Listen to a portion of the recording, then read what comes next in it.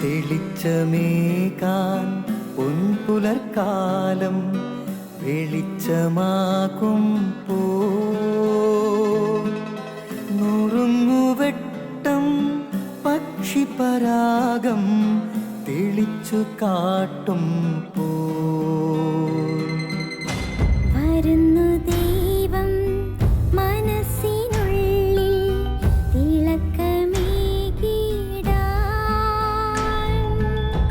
തരുന്നു ധ്യാന പ്രകാശമാർക്കും വിളക്ക് വയ്ക്കുമ്പോൾ നുറുങ്ങുവെട്ടം ഇറങ്ങിടട്ടെ ഹൃദന്തമെല്ലാം യുഗപ്രകാശത്താൽ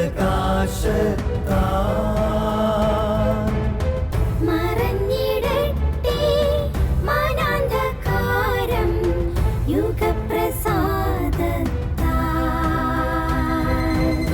നുറുങ്ങുവെട്ടം.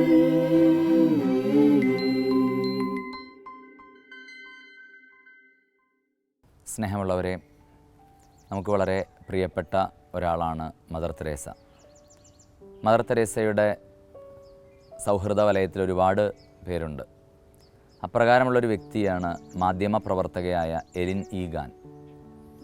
അവരൊരു സംഭവം പറയുന്നത്, പലപ്പോഴും മദർ തെരേസയോട് സംസാരിക്കുമ്പോൾ അറിയാതെ എലിൻ ഇങ്ങനെ പറയും, mother, I have A problem, എനിക്കൊരു പ്രശ്നമുണ്ട്.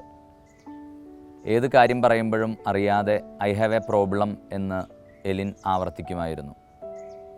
മകൻ്റെ രോഗത്തെക്കുറിച്ചും ഭർത്താവിൻ്റെ ട്രാൻസ്ഫറിനെക്കുറിച്ചും ഒക്കെ സംസാരിക്കുമ്പോൾ ഒരിക്കൽ മദർ പറഞ്ഞു, എലിൻ, എന്തുകൊണ്ടാണ് നീ നിരന്തരം ഐ ഹാവ് എ പ്രോബ്ലം എന്ന് പറയുന്നത്? Why can you say I have a gift, എനിക്കൊരു ദാനമുണ്ട്.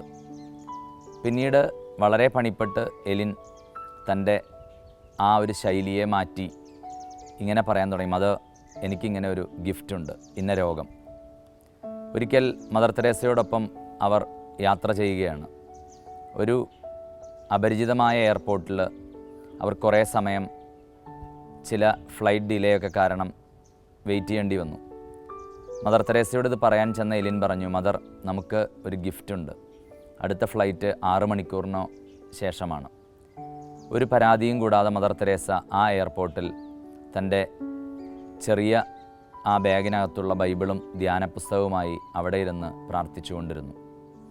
ജോബിൻ്റെ പുസ്തകം 2-ാം അധ്യായം 10-ാം തിരുവചനം നമ്മളോട് പറയുന്നു, ദൈവതൃക്കരങ്ങളിൽ നിന്ന് നന്മ സ്വീകരിച്ച നാം അവിടുത്തെ കരങ്ങളിൽ നിന്ന് തിന്മ സ്വീകരിക്കാൻ മടിക്കുകയോ? ജീവിതത്തിൽ ചിലപ്പോഴെങ്കിലും നമ്മുടെ നിയന്ത്രണങ്ങൾക്ക് അതീതമായി കാര്യങ്ങൾ സംഭവിക്കുമ്പോൾ നമുക്ക് മദർ തെരേസയെ പോലെ അതിനെ ഒരു ഗിഫ്റ്റായി കാണാൻ, അതൊരു ദാനമായി തിരിച്ചറിയാൻ ആ ഒരു കൃപയ്ക്ക് വേണ്ടി ദൈവത്തോട് പ്രാർത്ഥിക്കാം.